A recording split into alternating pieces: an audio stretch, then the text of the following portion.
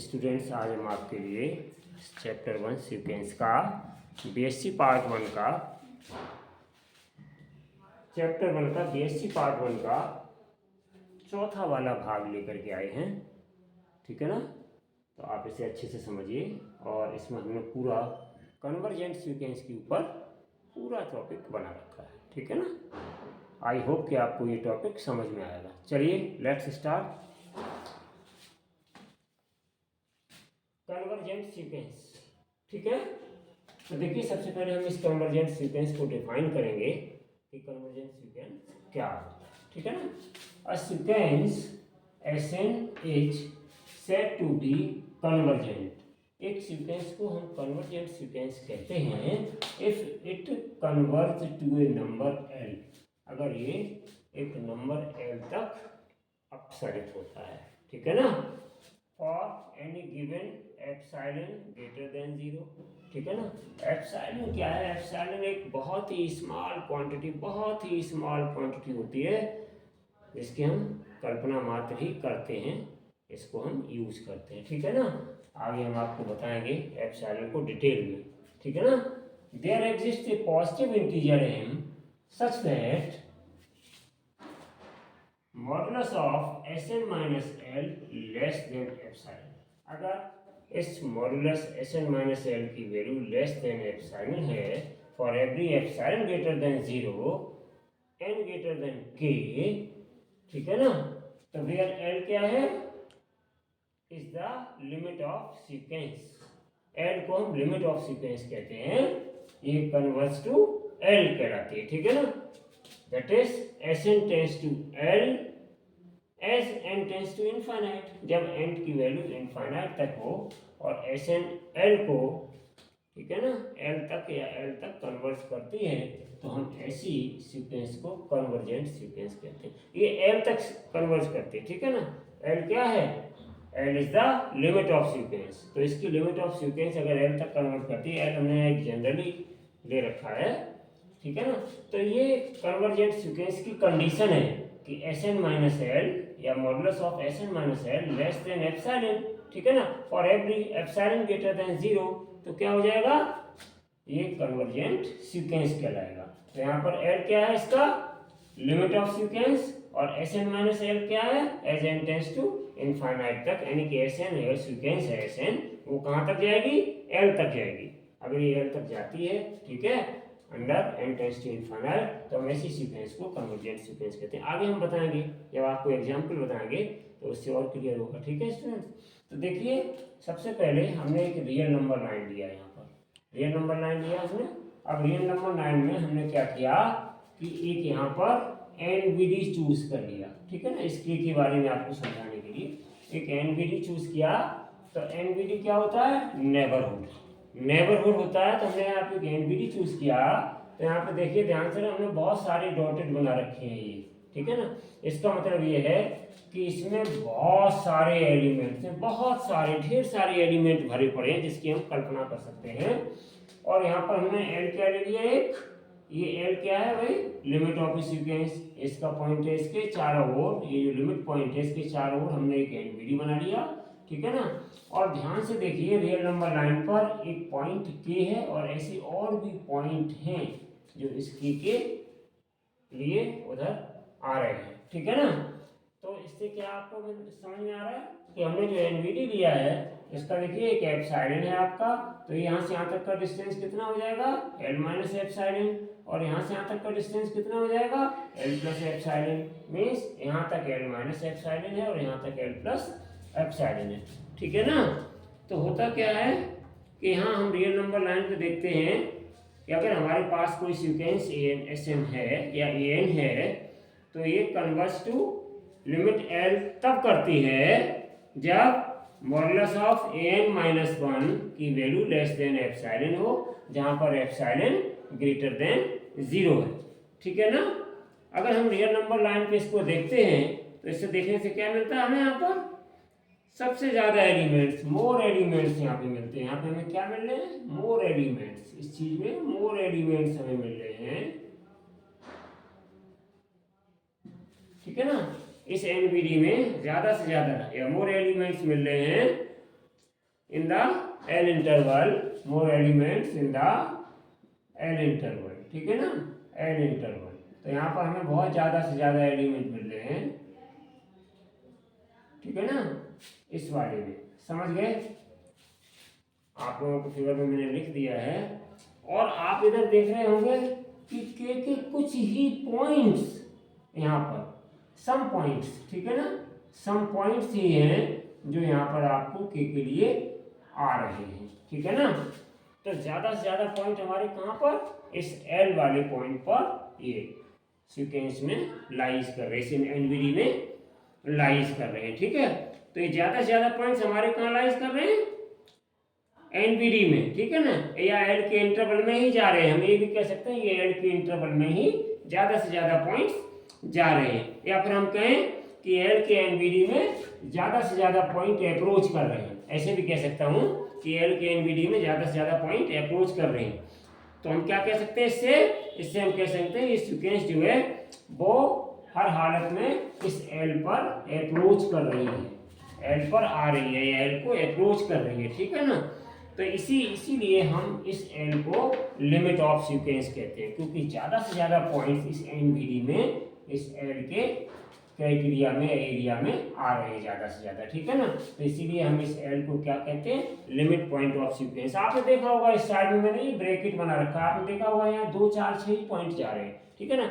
बकाया ज़्यादा से ज़्यादा पॉइंट कहाँ, इस एनवीडी में ही अप्रोच कर रहे हैं, ठीक है ना, एल पर ही आ रहे हैं। ऐसे भी कह सकते हैं आप। इसका मतलब क्या हुआ कि सीक्वेंस एसएन है वो हम इसको तभी किस प्रकार लिखते हैं कि जो सीक्वेंस एसएन है वो किसको, एल को और जा रही है, या एल को लाइज कर रही है, ठीक है ना। इसीलिए हम इसी को कन्वर्जेंट सीक्वेंस या अपसारी सीक्वेंस बोल देते हैं। हिंदी में हम इसको अपसारी, ठीक है ना, अपसारी सीक्वेंस बोल देते हैं। तो ये कन्वर्जेंट सीक्वेंस है। तो ये जो लिमिट एल है इसमें लिखा होता है एस एन माइनस एल, और यहाँ पे मैंने आपको बताया है कि S N tends to L, ठीक है ना। S N tends to L में इसका क्या मतलब है कि जो सीक्वेंस है इसके एनवीडीज में हमने जो ये एल पॉइंट लिया है, लिमिट ऑफ सीक्वेंस, तो इसमें ज़्यादा से ज़्यादा एलिमेंट्स इस एल में ही अप्रोच कर रहे हैं, या एल की ओर आ रहे हैं, हम ये कह सकते हैं। और बहुत कम पॉइंट है रियल नंबर लाइन पर जो के की ओर जा रहे हैं, बहुत कम पॉइंट, 2 4 यानी सम पॉइंट, ठीक है ना। तो इसीलिए हम कहते हैं कि जो गिवन सीक्वेंस एस एन है वो इस एल को अप्रोच कर रही है, इसीलिए हम इस एल को लिमिट ऑफ द सीक्वेंस बोल देते हैं, ठीक है स्टूडेंट्स।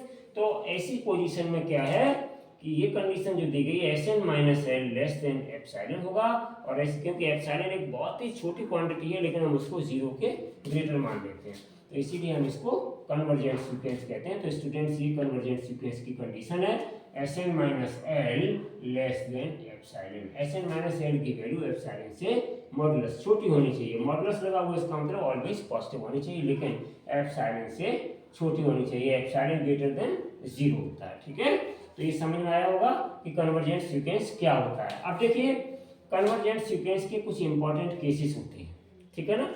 हमने आपको पिछले वीडियो में बताया था मोनोटोनिक सीक्वेंस और बाउंडेड सीक्वेंस के बारे में। तो पिछले दोनों वीडियो में हम आपको बता चुके हैं, उन वीडियो में आप मोनोटोनिक और बाउंडेड सीक्वेंस के बारे में डिटेल में पढ़ सकते हैं कि मोनोटोनिक सीक्वेंस क्या है, बाउंडेड सीक्वेंस क्या है, ठीक है ना। मोनोटोनिक सीक्वेंस और बाउंडेड सीक्वेंस दोनों को सीक्वेंस को मिला करके हम उसे कन्वर्जेंट सीक्वेंस कहते हैं। This means that if a sequence is monotonically sequence, ठीक है ना, and bounded sequence, then we can say that it is convergent sequence. और हमने एरो उलट करके लगा रखे हैं, this means that if a sequence is convergent then we can say that it is also monotonic and bounded sequence. तो वो monotonic और बाउंडेड भी होगी। अगर कोई सीक्वेंस कन्वर्जेंट सीक्वेंस है तो वो सीक्वेंस मोनोटोनिक और बाउंडेड भी होगी। समझ गए होंगे स्टूडेंट्स कि अगर कोई सीक्वेंस मोनोटोनिक और बाउंडेड सीक्वेंस है then we can say that it is also convergent sequence, ठीक है ना। और अगर कोई सीक्वेंस कन्वर्जेंट है तो we can say that it is also monotonic and bounded, ठीक है। दूसरी चीज क्या है, कॉम्प्लीमेंट्री। कॉम्प्लीमेंट्री सब सीक्वेंस क्या होती है स्टूडेंट्स,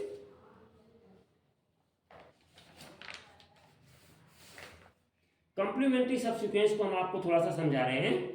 देखिए कॉम्प्लीमेंट्री का मतलब होता है सब सीक्वेंस, इसका मतलब ये होता है कि दो ऐसे सब सीक्वेंस हम दो ऐसे सब सीक्वेंस ले लें कि अगर उन सब सीक्वेंसेस को हम ऐड कर दें तो ऐड करने पर एक हमें कॉम्प्लीमेंट एक ऐसी सीक्वेंस मिल जाए कि वो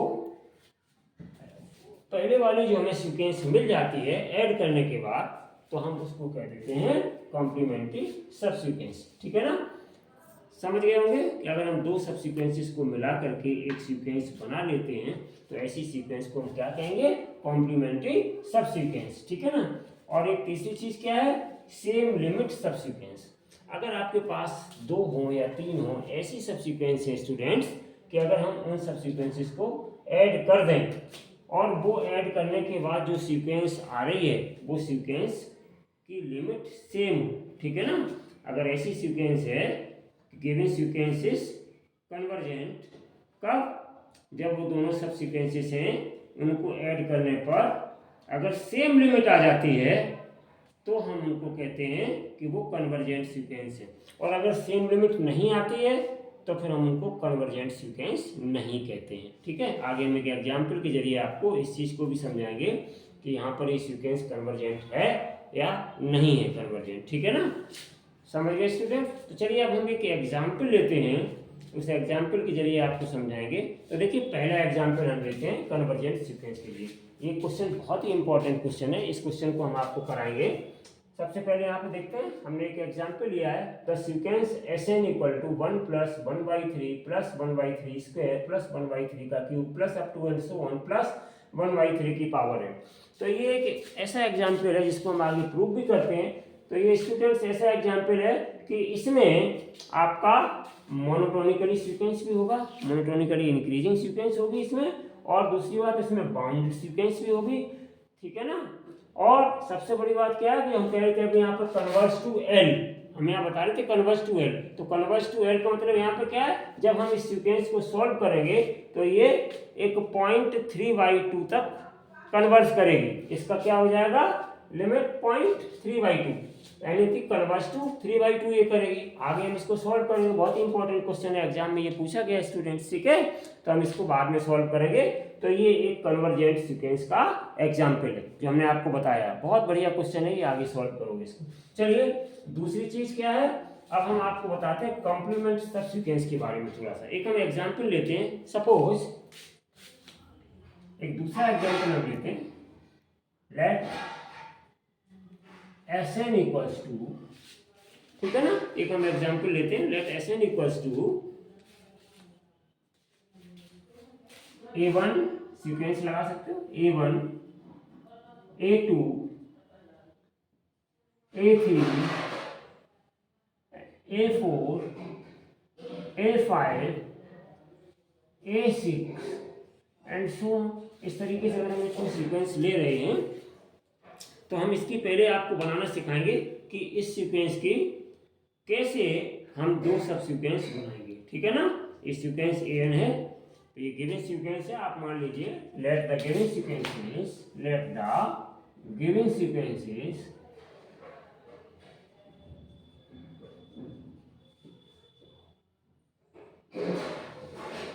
ठीक है ना, ये हमने आपकी एक सीक्वेंस ले ली, let the given sequence is ये।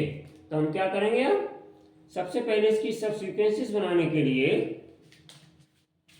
सब सीक्वेंसेस बनाने के लिए हम इसको ओ लेते हैं, अभी मैं आपको समझा रहा हूँ, इसको ई लेंगे और इसको फिर ओ लेंगे, इसको फिर ई लेंगे, इसको फिर ओ लेंगे, इसको फिर ई लेंगे। इस तरीके से हम अपना थोड़ा सा मेंशन कर लेते हैं, क्योंकि सब सीक्वेंसेस बनाने के लिए हमें क्या चाहिए होता है, इवन और ऑड पोजीशन स्टूडेंट्स। ठीक है ना, तो देखो ओ से मतलब यहाँ होता है ऑड, ई से मतलब इवन। आपने नंबर तो पढ़े ही हैं, 1 2 3 4 5 6 7 8।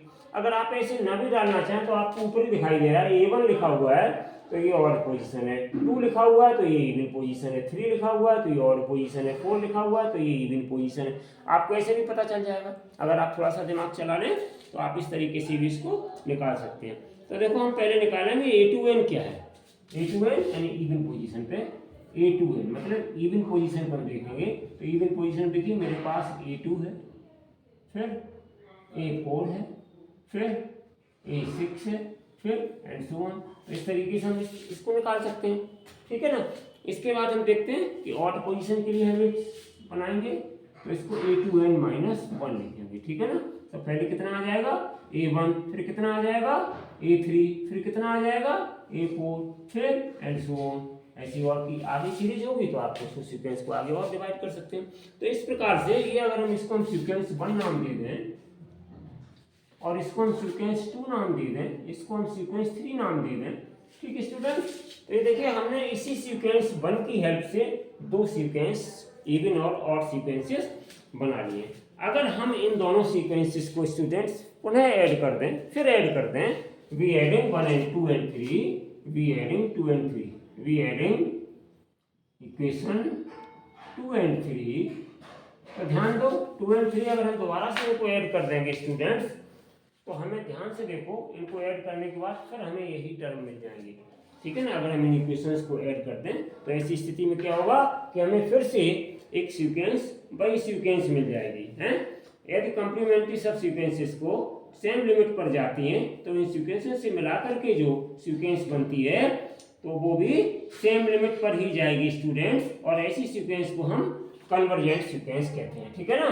तो इनको हम ऐड कर दें तो इसकी लिमिट क्या होगी, सेम लिमिट पे जाएगी, और जब सेम लिमिट पे जाएगी तभी हम उसको कन्वर्जेंट सीक्वेंस कहते हैं। तो यहाँ पर कॉम्प्लीमेंट्री सब सीक्वेंस मतलब दो ऐसे सब सीक्वेंसेस जिनको ऐड करने पर एक हमें पुनः वापसी उसी सीक्वेंस की मिल जाती है और सेम लिमिट पर जाती है, तो ऐसी सीक्वेंसेस को हम कॉम्प्लीमेंट्री सब सीक्वेंसेस कहते हैं। एक गिवन सीक्वेंस है उसको हमने देखिए दो पार्टों में तोड़ दिया, और अगर हम सीक्वेंसेस को फिर ऐड कर दें तो हमें ये सारी टर्म्स फिर वही लगभग मिल जाएंगी, ठीक है ना, लगभग क्या वही होंगे। तो इसलिए हम ऐसी सीक्वेंसेस को कॉम्प्लीमेंट्री सब सीक्वेंसेस के नाम से जानते हैं, ठीक है ना। अब तीसरी चीज एक और है, सेम लिमिट सब सीक्वेंसेस। सेम लिमिट सब को वैसे मैंने इसमें रिपीट कर दिया है, बता दिया है, फिर मैं रिपीट किए दे रहा हूँ कि अगर आपके पास दो सीक्वेंस है, एक एग्जाम्पल के जरिए मैं आपको बताऊंगा। मान लीजिए फॉर एग्जाम्पल, तीसरा एग्जाम्पल इसके लिए मैं बताऊंगा, इस थर्ड पॉइंट के लिए, इस थर्ड पॉइंट के लिए मैं बता रहा हूँ तीसरा एग्जाम्पल, इस थर्ड पॉइंट के लिए सेम लिमिट सब सीक्वेंसेस कॉल्ड कन्वर्जेंट सीक्वेंस, ठीक है ना। तो इसके लिए हम एक एग्जाम्पल बता रहे हैं आपको। देखिए हम एक एग्जाम्पल लेते हैं, लेट, वैसे ये पीछे मैं रेंज में आपको बता चुका हूँ Sn, ठीक है ना, और यहाँ पे हमने ले लिया -1, ठीक है ना, और उसके बाद में 1, फिर -1, फिर 1, फिर -1, फिर 1, और इस तरीके से मैंने इस सीक्वेंस को ले लिया। अगर हम इसमें गौर से देखें कि व्हाट इज A2n, तो अब मैं ऑड इवन पोजीशंस नहीं डालूंगा स्टूडेंट्स, आप समझ गए होंगे। तो हम देखिए यहाँ पे लें A2n, तो देयरफॉर A2n क्या हो जाएगा, A2n हमारे पास क्या हो जाएगा, देखिए इवन पोजीशन वालों को कलेक्ट करेंगे हम, तो दिस इज A2, यानी कि हमारे पास आ जाएगा 1, 1, 1, ये हमारे पास इवन पोजीशंस के आ जाएंगे। अगर हम ऑड पोजीशंस को देखें, ठीक है ना, तो एक ऑड पोजीशन पे क्या आ जाएगा A2n -1, ये हमारे पास क्या हो जाएगा -1, -1 एंड सो ऑन, ये हमारा आ जाएगा ऑड पोजीशंस के, समझ गए। तो ये सब सीक्वेंस ऑफ इवन प्लेसेस, इसको हम क्या बोलेंगे स्टूडेंट्स, इसको हम क्या कहेंगे, सब सीक्वेंस ऑफ इवन प्लेसेस, और इसको हम स्टूडेंट्स क्या बोलेंगे, सब सीक्वेंस ऑफ ऑड प्लेसेस, क्या बोलेंगे, ऑड प्लेसेस, ठीक है ना। एक को हमने बोल दिया सब सीक्वेंस, ये इवन प्लेसेस उठाए, देखिए ये 2 पर है, ये 4 पर है, ये 6 पर है, तो ये इवन प्लेसेस वाले हैं और ये ऑड प्लेसेस वाले हैं। इस तरीके से हमने उठा लिए सम और विषम वाले, ठीक है ना। अगर हम देखते हैं स्टूडेंट्स, अगर हम इनकी लिमिट चेक करें तो लिमिट इसकी कितनी हो जाएगी, इस वाले की, चलो इसको कोई नाम डाल दो, सपोज ये आपका 1 है, ये आपका 2 है, और सपोज ये आपका 3, ठीक है ना। तो अगर हम इसका चेक करें लिमिट, तो इसका क्या हो जाएगा, लिमिट ऑफ 2 कितना हो जाएगा, लिमिट ऑफ 2 कितना हो जाएगा, देखो A2n, तो इसका कितना हो जाएगा बराबर 1, क्योंकि कांस्टेंट ये क्या है, ये कांस्टेंट सीक्वेंस का काम कर रही है, बार बार 1 1 1 1 एंड सो ऑन दे रही है। इसका मतलब क्या हो गया, इसका रेंज कितना आ गया 1, ये मैं आपको पहले ही बता चुका हूँ। तो इसका लिमिट कह लो या रेंज कह लो, तो लिमिट ऑफ सीक्वेंस कितनी होगी इसकी 1, तो लिमिट ऑफ सीक्वेंस ऐसे लिखिए, limit of sequence of 2, limit of sequence, ठीक है ना, ऑफ 2 ये हो गई, ठीक है ना 1। अब हम इसका चेक करें, limit of sequence, limit of sequence of 3।